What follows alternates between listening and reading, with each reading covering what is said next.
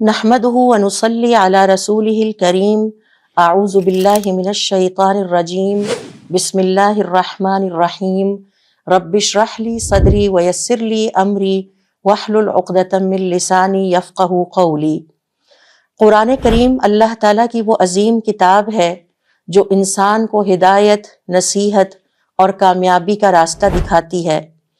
رمضان المبارک ہمیں قرآن کریم کے ساتھ تعلق مضبوط کرنے کا مزید موقع عطا کرتا ہے، اور رمضان المبارک میں ہمیں قرآن کریم پر تدبر اور تفکر کرنے کا موقع بھی ملتا ہے۔ یقیناً قرآن کریم کا مطالعہ کر کے ہمیں بھی یہ احساس ضرور ہوگا کہ یہ اللہ تعالیٰ کی طرف سے ہمارے لیے پیغام ہدایت ہے۔ اس کے ہر سپارے میں اللہ رب العزت نے اس حقیقت کو واضح کیا ہے۔ آج اللہ تعالیٰ کے حکم سے اور اس کی توفیق سے ہم 29ویں سپارے کا مختصر مطالعہ کریں گے، جو کہ سورۃ الملک سے لے کر سورۃ المرسلات تک کی صورتوں پر مشتمل ہے۔ یہ سپارہ ہمیں اللہ تعالیٰ کی قدرت، انسان کی ذمہ داری، قیامت کی تیاری اور نیکی اور برائی کا حساب کرنا یاد دلاتا ہے۔ اب ہم دیکھیں گے کہ اس کی ہر آیت میں ہمیں زندگی میں عملی رہنمائی مہیا ہوتی ہے کہ ہم کس طرح اللہ تعالیٰ کی رضا کے مطابق زندگی گزاریں۔ جہاں تک اس پارے کے تعارف کا تعلق ہے تو اس کا نام ہے تبارک الذی، اور پارے کا آغاز ہوتا ہے سورۃ الملک کی آیت نمبر 1 سے، اور اس پارے کا اختتام ہوتا ہے سورۃ المرسلات کی آیت نمبر 50 پہ۔ اس سپارے میں 11 صورتیں ہیں، سورۃ الملک سے لے کر سورۃ المرسلات تک۔ اس میں سورۃ القلم بھی آتی ہے، سورۃ الحاقہ، سورۃ المعارج، سورۃ النوح، سورۃ الجن، المزمل، المدثر، القیامہ، الانسان اور المرسلات۔ زیادہ تر آیات اس سپارے کی مکۃ المکرمہ میں نازل ہوئیں، اور ان آیات میں اللہ رب العزت نے جن بنیادی موضوعات کو ڈسکس کیا ہے ان میں سب سے پہلے ہے اللہ تعالیٰ کی قدرت اور کائنات کی تخلیق۔ اللہ رب العزت اس سپارے میں بیان فرماتے ہیں کہ اللہ تعالیٰ کی قدرت ہر شے میں ظاہر ہے۔ سورۃ الملک میں آسمان اور زمین کی تخلیق، سورۃ المعارج میں پہاڑوں اور ستاروں کی تخلیق، اور سورۃ النازعات میں دن اور رات کے گردش اور اس کے نظام کی طرف ہماری توجہ دلائی گئی ہے۔ یہ ہمیں یاد دلاتا ہے کہ ہر چیز اللہ تعالیٰ کی حکمت اور اللہ تعالیٰ کی قدرت کے تحت ہے۔ یہ سپارہ ہمیں سکھاتا ہے کہ ہمیں شکر گزاری، عاجزی اور نظم و ضبط کے ساتھ زندگی گزارنی چاہیے۔ اللہ تعالیٰ کی تخلیق پر غور کرنا انسان کے ایمان کو مضبوط کرتا ہے اور ہمارے دل کو سکون عطا کرتا ہے۔ لہٰذا قدرت پر غور کر کے ہمیں شکر گزار بننا چاہیے۔ عاجزی اور توکل ہماری زندگی کا وتیرہ ہونا چاہیے۔ دوسرا اہم موضوع ہے قیامت اور آخرت کا شعور۔ اس سپارے میں قیامت اور آخرت کی حقیقت پر بہت زیادہ زور دیا گیا ہے۔ سورۃ المرسلات، سورۃ الانفطار اور سورۃ الواقعہ میں بتایا گیا ہے کہ ہر انسان اپنے اعمال کا حساب دے گا۔ یہ ہمیں یاد دلاتا ہے کہ دنیا کی زندگی عارضی ہے اور آخرت کی تیاری ہماری اولین ترجیح ہونی چاہیے۔ نیک اعمال کے ذریعے انسان قیامت میں اللہ رب العزت کے ہاں باعزت مقام پاتا ہے۔ لہٰذا ہمیں اپنے اعمال کا جائزہ لیتے رہنا چاہیے۔ نیک اعمال اور عبادات ہماری زندگی کی ترجیح ہونی چاہیے، اور دنیاوی لذتوں میں ہمیں اعتدال کو مینٹین کرنا ہے۔ تیسرا اہم موضوع جس کی طرف اللہ رب العزت اس سپارے میں ہماری توجہ دلاتے ہیں وہ ہے انسان کی ذمہ داری اور تقوی۔ انسان اپنے ہر عمل کا ذمہ دار ہوگا، چاہے وہ عمل رائی کے دانے کے برابر بھی کیوں نہ ہو، اچھا ہو یا برا ہو، آخرکار انسان کو اپنے عمل کی ذمہ داری قبول کرنا ہے۔ سورۃ الانشقاق اور سورۃ المدثر میں تقوی اختیار کرنے اور اللہ تعالیٰ کے احکام پر عمل کرنے کی تاکید پہلے بھی کی گئی ہے۔ یہ ہمیں یاد دلاتا ہے کہ تقوی اختیار کرنے والا ہر مشکل میں کامیاب رہتا ہے اور اللہ تعالیٰ کی رضا کو پا جاتا ہے۔ ہر کام میں ہمیں اللہ تعالیٰ کی رضا کو مد نظر رکھنا ہے، گناہ سے بچنا ہے اور تقوی اختیار کرنا ہے، اور اپنی روزمرہ زندگی میں روزانہ کی بنیاد پر سیلف ایویلیویشن یا خود احتسابی کرنی ہوگی کہ آج کے دن میں میں نے کتنے نیک کام آگے بھیجے اور مجھ سے کیا غلطیاں سرزد ہوئیں۔ اس سپارے میں کچھ انبیاء اور ان کے قصے بھی بیان کیے گئے ہیں تاکہ ہم ان سے عبرت حاصل کریں اور ان سے سبق حاصل کریں۔ سورۃ الحاقہ اور سورۃ المعارج میں حضرت نوح علیہ السلام، حضرت ہود علیہ السلام، حضرت صالح اور حضرت ابراہیم علیہ السلام کے قصے ملتے ہیں، جن سے ہم سیکھتے ہیں کہ صبر، استقامت اور ایمان کے ساتھ اللہ کی راہ پر چلنا کامیابی کی کنجی ہے۔ ہمیں صبر اور استقامت اختیار کرنا ہوگا، اللہ تعالیٰ کی ہدایت پر عمل کرنا ہوگا، نیک کردار اور عدل کے ساتھ ہمیں زندگی گزارنا ہوگی۔ اس سپارے میں برائی اور اس کے نتائج پر بھی بحث کی گئی ہے۔ سورۃ الانفطار اور سورۃ المرسلات میں بتایا گیا ہے کہ برائی اور ظلم کرنے والوں کا انجام کیسا ہوگا۔ ہم سیکھتے ہیں کہ ہر عمل کا نتیجہ ہوتا ہے اور برائی سے بچنا ہی دنیا میں سکون کا ذریعہ ہے اور آخرت میں فلاح کا ذریعہ ہے۔ لہٰذا گناہوں سے بچا جائے اور برائی کو ترک کر دیا جائے، دوسروں کے حقوق کا بہت زیادہ خیال رکھا جائے، ہر عمل کے نتائج پر غور کیا جائے، کیونکہ آخر کار ہم نے اپنے اعمال کی ذمہ داری کو قبول کرنا ہے۔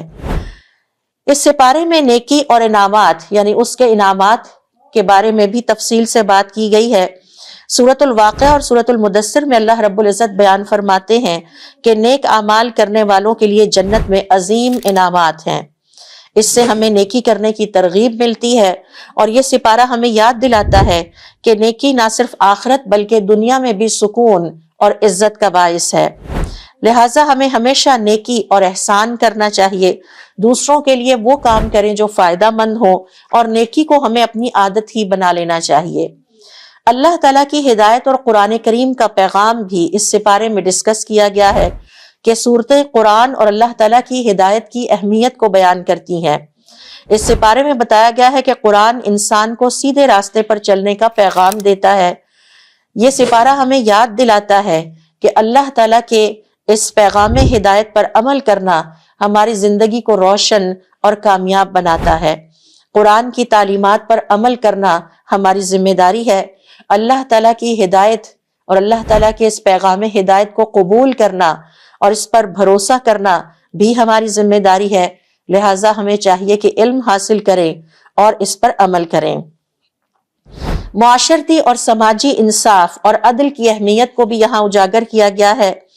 اس سے ہم سیکھتے ہیں کہ معاشرتی زندگی میں انصاف، مساوات اور دوسروں کے حقوق کا احترام ضروری ہے۔ لہٰذا ہمیں ظلم اور ناانصافی سے بچنا چاہیے اور ہر لیول پر انصاف اور مساوات کو فروغ دینا چاہیے۔ سورۃ الملک اور سورۃ المعارج میں ایمان والوں کو تسلی دی گئی ہے کہ ایمان اور یقین کی طاقت کو سمجھیں۔ اللہ تعالیٰ پر یقین رکھنے والے کبھی مایوس نہیں ہوتے۔ ایمان بھی ایک طاقت ہے اور یقین بھی ایک طاقت ہے۔ یہ انسان کو حوصلہ دیتا ہے کہ ایمان کی طاقت سے ہر مشکل کا سامنا اللہ تعالیٰ کے حکم سے کیا جا سکتا ہے۔ لہٰذا ہر مشکل میں اللہ تعالیٰ پر بھروسہ کیا جائے، ایمان کو زندگی کا محور اور مرکز بنا لیا جائے، مشکلات میں صبر اور استقامت کا راستہ اپنایا جائے۔ اس سپارے میں ہمیں کچھ نصیحتیں بھی کی گئی ہیں اور کچھ مثالیں بیان کر کے ہمیں کچھ عبرتیں اخذ کرنے کی تاکید کی گئی ہے۔ ماضی کے لوگوں کی کہانیاں اور اللہ تعالیٰ کے احکام ہمارے لیے سبق ہیں۔ اس سے ہم سیکھتے ہیں کہ نصیحت اور عبرت کو سنجیدگی سے لیا جائے اور اپنی زندگی میں اصلاح لائیں۔ ماضی کے جو قصے اللہ رب العزت نے افراد اور قوموں کے ہمارے لیے بیان کیے ہیں، ان کی غلطیوں سے ہم سبق سیکھیں اور وہ غلطیاں نہ دہرائیں۔ اللہ تعالیٰ کی اس نصیحت کو دل سے قبول کیا جائے اور اپنی زندگی میں بہتری لانے کی پوری کوشش کی جائے۔ نیکی اور برائی کا فرق بھی اللہ رب العزت نے 29ویں سپارے میں ڈسکس کیا ہے۔ نیکی کرنے والوں کی تعریف بیان کی ہے اور برائی کرنے والوں کی خبردار کی ہے۔ اس سے ہمیں سبق ملتا ہے کہ ہم اپنی زندگی میں نیکی، صدقہ اور عدل کو ترجیح دیں، اور قرآن کریم کا مجموعی موضوع ہے کہ اللہ تعالیٰ کی ہدایات پر چلنا اور برائی سے بچنا ہماری ذمہ داری ہے۔ انسان کی ذمہ داری اور ہدایت کے حوالے سے اس کی ذمہ داریوں پر بات کی گئی ہے۔ ہر انسان کو اپنے اعمال کا حساب دینا ہوگا۔ سورۃ الملک اور سورۃ القلم اور دیگر سورتوں میں ہمیں یہ پیغام دیا گیا ہے کہ ہمیں زندگی میں صحیح اور غلط کی تمیز کرنا ہوگی۔ قرآن ہمیشہ انسان کی رہنمائی کے لیے نازل ہوا ہے اور اللہ کی رحمت اور ہدایت کی دعوت دیتا ہے۔ اس سپارے میں اللہ تعالیٰ کی رحمت، صبر اور توبہ قبول کرنے کی طاقت پر بھی روشنی ڈالی گئی ہے۔ حضور اکرم صلی اللہ علیہ وسلم کے ذریعے ہمیں یہ بتایا جا رہا ہے کہ اللہ کی رحمت کے بغیر کوئی کامیابی ممکن نہیں ہے۔ قرآن کی تعلیمات انسان کو اللہ تعالیٰ کی رحمت سے جوڑتی ہیں اور زندگی میں پازیٹیو یعنی مثبت عمل کی ترغیب دیتی ہیں۔ 29ویں سپارے میں کچھ اہم قصے بھی بیان کیے گئے ہیں، مثال کے طور پر جن میں اہم ترین قصہ ہے باغ والوں کا قصہ۔ ایک آدمی کے پاس بہت خوبصورت باغ تھا جس میں ہر سال شاندار فصل آتی تھی۔ اس نے ارادہ کیا کہ اس کا حصہ فقراء اور محتاجوں کو دیا جائے اور باقی کا بچا ہوا وہ اپنے اور اپنے خاندان کی ضروریات کے لیے 1 سال کا غلہ محفوظ کر لیتا اور اپنی ضرورت کے علاوہ جو ہوتا پھل یا غلہ یا جو بھی فصل اس کی کاشت ہوتی وہ اسے اللہ کی راہ میں محتاجوں اور فقراء پر تقسیم کرتا۔ جب وہ فوت ہوا تو اس کے بچے والد کی وصیت کی مخالفت کرنے لگے اور فیصلہ کیا کہ وہ محتاجوں کو کچھ نہیں دیں گے۔ نتیجہ یہ نکلا کہ اللہ تعالیٰ نے ان کے باغ کو جلا کر خاک کر دیا۔ یہ قصہ ہمیں سکھاتا ہے کہ مال و دولت میں سخاوت نہ صرف ثواب کا باعث ہے بلکہ اس میں حرص اور طمع یعنی لالچ کرنے سے مال اور دولت کا نقصان ہو جاتا ہے۔ والدین کی نیک وصیت اور اللہ کی راہ میں مال خرچ کرنے کا عمل ہمیشہ جاری رہنا چاہیے، یہ دنیا اور آخرت کی برکتوں کو لاتا ہے۔ لہٰذا ہمیں اس قصے سے یہ پیغام دیا گیا ہے کہ مال میں سے فقراء کی مدد جاری رکھی جائے۔ حرص اور طمع یعنی لالچ کرنے سے مال کی برکت جاتی رہتی ہے اور اس سے انسان کو نقصان پہنچتا ہے۔ والدین اگر کوئی نیک وصیت کر جائیں اور وہ نیکی کا کام کر رہے تھے تو اب اولاد کی ذمہ داری بنتی ہے کہ وہ اس نیکی کے کام کو جاری رکھے۔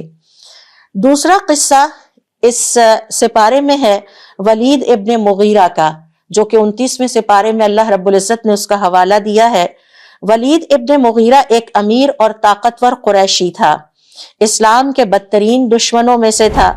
حضور اکرم صلی اللہ علیہ وسلم کی دعوت کو جھٹلاتا تھا اور آپ صلی اللہ علیہ وسلم کا اور اسلام کا خوب مذاق اڑاتا تھا۔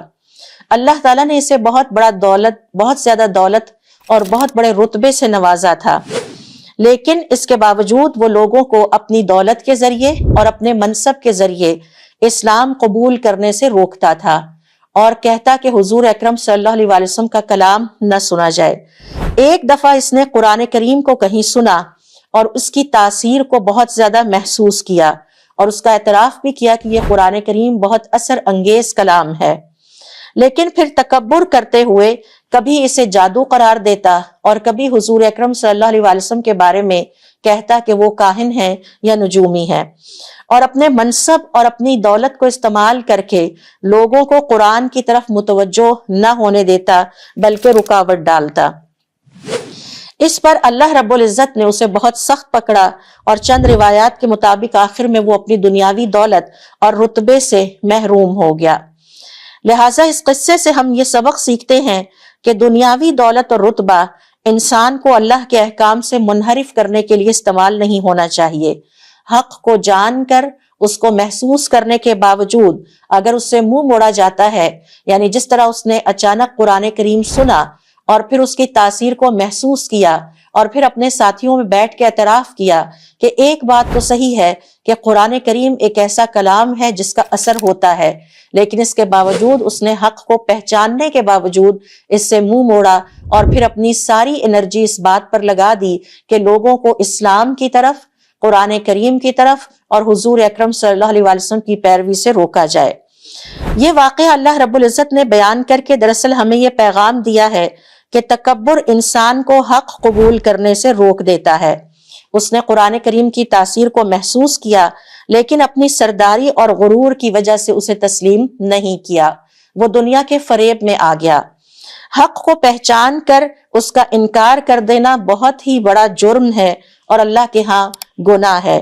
اس نے قرآن کریم کو غور سے سنا اور سوچ بچار کی اور اس کی تاثیر کو نہ صرف محسوس کیا بلکہ اس کا اعتراف بھی کیا، لیکن پھر اپنے ساتھیوں کے کہنے میں آ کر اسے جادو قرار دے دیا۔ دنیاوی مفادات کے فریب میں آ کر بعض اوقات انسان گمراہ ہو جاتے ہیں۔ یہاں پر ولید ابن مغیرہ قریش میں اپنی عزت اور اثر و رسوخ کو کھونا نہیں چاہتا تھا۔ اسے یہ خوف لاحق ہوا کہ اگر اسی طرح قرآن کریم سن کر اس پر اثر ہوتا رہا اور اس نے قرآن کریم کے پیغام کو تسلیم کر لیا تو پھر قریش کی سرداری سے وہ ہاتھ دھو بیٹھے گا، اور وہ نہیں چاہتا تھا کہ وہ اپنے رتبے، اپنے منصب اور اپنے مال و دولت سے ہاتھ دھو بیٹھے، لہٰذا اس نے اپنے لیے اللہ تعالیٰ کی نافرمانی کا راستہ چنا اور ایمان لانے سے انکار کر دیا۔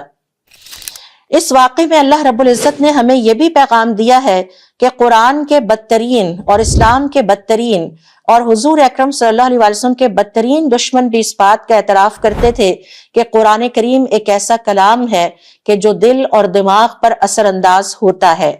ولید ابن مغیرہ چونکہ عرب کا بہت بڑا ادیب تھا، ایک لٹریری انسان تھا، اس نے قرآن کریم کو سن کر اس کی غیر معمولی فصاحت کا اعتراف کیا اور اس کے اثر انگیز ہونے کا اعتراف بھی کیا۔ اس قصے میں اللہ رب العزت نے ہمیں یہ پیغام بھی دیا ہے کہ حق کے مقابلے میں سازشیں کرنا، اس کا انجام ہمیشہ برا ہوتا ہے۔ ولید ابن مغیرہ نے لوگوں کو قرآن سے دور رکھنے کے لیے، حضور اکرم صلی اللہ علیہ وسلم اور دین اسلام سے دور رکھنے کے لیے بڑے منصوبے بنائے اور بڑا مال خرچ کیا اور اپنے منصب کا استعمال بھی کیا، مگر آخرکار عبرتناک انجام سے دوچار ہوا۔ 29ویں سپارے میں ایک اور اہم ترین قصے کو بھی اللہ رب العزت نے ہائی لائٹ کیا ہے، اور وہ قصہ ہے حضرت یونس علیہ السلام کا۔ حضرت یونس علیہ السلام نے اللہ کے حکم کی نافرمانی کی اور اپنی قوم کو تنبیہ کرنے کے بعد جب دیکھا کہ قوم ان کی بات سننے اور ہدایت کے پیغام کو ماننے سے انکاری ہے تو غصے میں اپنی قوم کو چھوڑ کر نکل گئے۔ اللہ تعالیٰ نے انہیں ایک بہت بڑی مچھلی کے پیٹ میں ڈال دیا۔ یہاں حضرت یونس علیہ السلام نے دعا کی اور توبہ کی، اور آخرکار اللہ تعالیٰ نے ان کی توبہ قبول فرمائی اور انہیں نجات عطا کی۔ اس قصے میں اللہ رب العزت نے ہمیں پیغام دیا ہے کہ اللہ تعالیٰ کی قدرت پر غور کیجئے، انسان کی کمزوری کو دیکھیے اور توبہ کی قبولیت کو محسوس کریں۔ یہ قصہ ہمیں سکھاتا ہے کہ ہمیں چاہیے کہ اپنی غلطیوں سے فوراً سبق حاصل کریں، اور جب غلطی کا احساس ہو جائے تو اللہ تعالیٰ کی طرف توبہ کر کے پلٹا جائے۔ مشکلات اور آزمائش میں صبر اور دعا بہترین حل ہیں۔ اللہ کی رضا کے بغیر کوئی نجات ممکن نہیں ہے۔ اللہ رب العزت نے اس قصے کو یہاں پر بیان کر کے ہمیں یہ سبق دیا ہے کہ مشکل حالات میں ہمیشہ اللہ تعالیٰ سے رجوع کیا جائے۔ مچھلی کے پیٹ جیسے انتہائی مشکل حالات میں جب حضرت یونس علیہ السلام نے اللہ کی رحمت کو پکارا تو اللہ رب العزت نے ان کی توبہ کو قبول کیا، اور حضرت یونس علیہ السلام نے یہ ثابت کیا کہ وہ اللہ تعالیٰ کی رحمت سے مایوس اور نا امید نہیں ہے۔ اس قصے میں اللہ رب العزت نے ہمیں یہ بھی سکھایا ہے کہ ذکر اور تسبیح کی برکت کو نوٹ کیجئے۔ اللہ رب العزت فرماتے ہیں اگر وہ یعنی حضرت یونس علیہ السلام تسبیح کرنے والوں میں سے نہ ہوتے تو قیامت تک مچھلی کے پیٹ میں رہتے۔ ذکر الہی مصیبتوں سے نجات کا باعث بنتا ہے، لہٰذا حالات اچھے ہوں یا برے ہوں، ہر حال میں اللہ رب العزت کے ذکر کو ہمیشہ کے لیے اختیار کیا جائے۔ اس قصے سے ہم یہ بھی سیکھتے ہیں کہ قوم کی ہدایت کے لیے، اپنے گھر والوں کی ہدایت کے لیے، اپنے پیاروں کی ہدایت کے لیے ہمیشہ صبر اور استقامت سے کام لیا جائے۔ ایک ہی دفعہ ان کو ہدایت کا پیغام دے کر جلد بازی میں نتائج کا انتظار نہ کیا جائے۔ دعوت دین میں صبر کرنا پڑتا ہے، ثابت قدمی ہمیں اختیار کرنا ہوگی۔ حضرت یونس علیہ السلام غصے میں اپنی قوم کو چھوڑ گئے، لیکن بعد میں وہ توبہ کر کے اپنی قوم کی طرف واپس پلٹ آئے۔ یہ قصہ ہمیں یہ بھی سکھاتا ہے کہ غلطی ہونے پر فوراً توبہ کرنی چاہیے، بالکل اس طرح جیسے حضرت یونس علیہ السلام نے توبہ کی۔ اسی سپارے میں اللہ رب العزت نے ایک اور قصے کی طرف بھی ہماری توجہ دلائی ہے، اور وہ ہے المؤتفقات نامی بستیاں۔ یہ وہ قومیں تھیں جو اللہ تعالیٰ کے احکام کی مخالفت کرتی تھیں، ظلم اور فساد میں مصروف رہتی تھیں، پیغمبروں کی نصیحت کو جھٹلاتی تھیں۔ اور یہ المؤتفقات کیوں کہلاتی ہیں؟ المؤتفقات کا مطلب ہے الٹائی جانے والی بستیاں۔ اللہ رب العزت کا جب عذاب آیا تو ان بستیوں کو پکڑ کے اوندھا کر دیا گیا، اور یہ وہ بستیاں ہیں کہ جن کی طرف حضرت لوط علیہ السلام کو بھیجا گیا تھا، اللہ تعالیٰ نے ان کو الٹا کر ہلاک کر دیا تھا۔ یہی وجہ ہے ان کو المؤتفقات کہا جاتا ہے۔ موجودہ دور میں یہ ڈیڈ سی کے قریب علاقے میں واقع ہیں۔ حضرت لوط علیہ السلام کی قوم کئی بڑے گناہوں میں مبتلا تھی، یہی وجہ ہے کہ ان پر بدترین اللہ رب العزت کا عذاب آیا۔ سب سے پہلے نمبر پر وہ کھلے عام ہم جنس پرستی میں مبتلا تھے، دوسرے نمبر پر کھلے عام بے حیائی اور فحاشی کے کام کرتے تھے، اور تیسری بات مسافروں کو ستاتے تھے اور لوٹ مار مچاتے تھے۔ یہ قومیں مجالس میں برائی اور فحاشی کرتی تھیں، گویا اجتماعی طور پر اللہ تعالیٰ کی نافرمانی کے راستے پر چل پڑی تھیں۔ اور پھر بدترین گناہ یہ تھا کہ اللہ تعالیٰ کے پیغمبروں کے ذریعے سے جو اللہ تعالیٰ نے انہیں نصیحتیں بھیجی، یہ ان کا مذاق اڑاتی تھیں، ان کو نظر انداز کرتی تھی، اور ان کو قبول کرنے سے یہ قومیں انکار کر دیتی تھیں۔ ان کے عذاب کی کیفیت کے بارے میں مفسرین کے مطابق حضرت جبرائیل علیہ السلام نے ان بستیوں کو زمین سے اٹھایا، آسمان تک بلند کیا اور پھر الٹا کر زمین پر گرا دیا، جس سے یہ ریزہ ریزہ ہو کر رہ گئیں۔ یہ قصہ ہمیں سکھاتا ہے کہ گناہوں کے پھیلنے کا انجام جب کسی قوم میں گناہ زیادہ ہو جاتے ہیں تو اللہ تعالیٰ کے غضب کو دعوت دینے کے مترادف ہے۔ یاد رہے ہم نے سورۃ الفاتحہ میں قرآن کریم کے آغاز میں اللہ تعالیٰ سے یہ دعا کی ہے کہ اللہ تعالیٰ ہمیں ان لوگوں میں شامل نہ کرنا جن پر تیرا غضب ہوا۔ لہٰذا علماء کرام کا یہ کہنا ہے کہ جب گناہوں کا شعور ختم ہو جائے، ان کو برا نہ سمجھا جائے اور لوگ کھلم کھلا گناہ کرنے لگیں، تو پھر سمجھیے کہ ایسی بستی اور ایسی قوم کے زوال اور عذاب کا وقت قریب ہے۔ اسی طرح سے ہم اس قصے سے یہ سبق سیکھتے ہیں کہ فحاشی اور بے حیائی معاشرے کو برباد اور ہلاک کر دیتی ہے۔ جب کسی قوم میں فحاشی اور بے حیائی عام ہونے لگتی ہے تو پھر اس کا مطلب ہے کہ اب اس قوم کا آخری وقت اور ہلاکت اور تباہی کا وقت قریب آ چکا ہے۔ یہ قصہ ہمیں سکھاتا ہے کہ برے ماحول سے اپنے ایمان کو بچانا ہماری ذمہ داری ہے۔ جب معاشرہ خراب ہو جائے، خرابی عام ہو جائے، فحاشی اور بے حیائی اور اللہ تعالیٰ کی نافرمانیاں عام ہونے لگیں، تو ایسے میں اہل ایمان کی ذمہ داری ہے کہ وہ اپنے ایمان کی حفاظت کی فکر اور زیادہ کریں۔ یہ قصہ ہمیں یہ بھی سکھاتا ہے کہ اللہ تعالیٰ مظلوموں اور صالحین یعنی نیک بندوں کو عذاب سے بچا لیتا ہے۔ حضرت لوط علیہ السلام اور ان کے ماننے والوں کو اللہ تعالیٰ نے اس عذاب سے محفوظ رکھا، جبکہ باقی پوری بستیوں کو تباہ کر دیا۔ یہ ہیں وہ چند اہم ترین قصے جن کے بارے میں ہمیں اس سپارے میں بتایا گیا ہے۔ ایک اور قصہ ہے جو سورۃ الانسان میں بیان کیا گیا ہے، اور اس میں انسان کی حقیقت کو واضح کیا گیا ہے۔ انسان کی توجہ اس بات کی طرف دلائی گئی ہے کہ ذرا اپنی پیدائش پر غور کرو، اس کے بعد جس امتحان سے تمہیں گزارا جا رہا ہے اس کی نوعیت کو سمجھنے کی کوشش کریں اور اپنی ذمہ داریوں کو جانیں۔ ہر انسان کو زندگی میں کردار، عمل اور نیکی کے لیے ذمہ دار بنایا گیا ہے۔ یہ قصہ انسان کو یاد دلاتا ہے کہ یہ زندگی عارضی ہے اور ایک امتحان ہے، اس کے بعد کی زندگی ہمیشہ والی ہے اور اس میں ہمیں ہمارے اعمال کا بدلہ ملے گا۔ یہ قصہ ہمیں سبق دیتا ہے کہ انسان کو چاہیے کہ وہ ہدایت کے راستے پر چلتے ہوئے نیکی، حق اور صبر پر قائم رہے، دنیاوی لذتوں کے دام اور فریب میں آ کر اپنے رب کو اور اپنی ذمہ داری کو نہ بھول جائے، اور اللہ تعالیٰ کے احکام پر نہ صرف خود عمل کرے بلکہ دوسروں کو بھی اس کی نصیحت کرتا رہے۔ یہ ہے وہ چند اہم قصے جن کا ذکر اللہ رب العزت نے اس سپارے میں کیا ہے۔ اس سپارے کے مضامین سے ہمیں یہ سبق ملتا ہے کہ اللہ تعالیٰ کی عظمت اور قدرت پر غور کریں، اس کائنات کی تخلیق پر غور کریں، اس سے ہم اپنے اللہ تعالیٰ کے قریب اور رب کے قریب ہوتے چلے جائیں گے۔ قیامت اور جزا اور سزا کا شعور رکھیں، نیکی اور برائی میں ہمیشہ تمیز کریں اور نیکی کی طرف راغب ہوں۔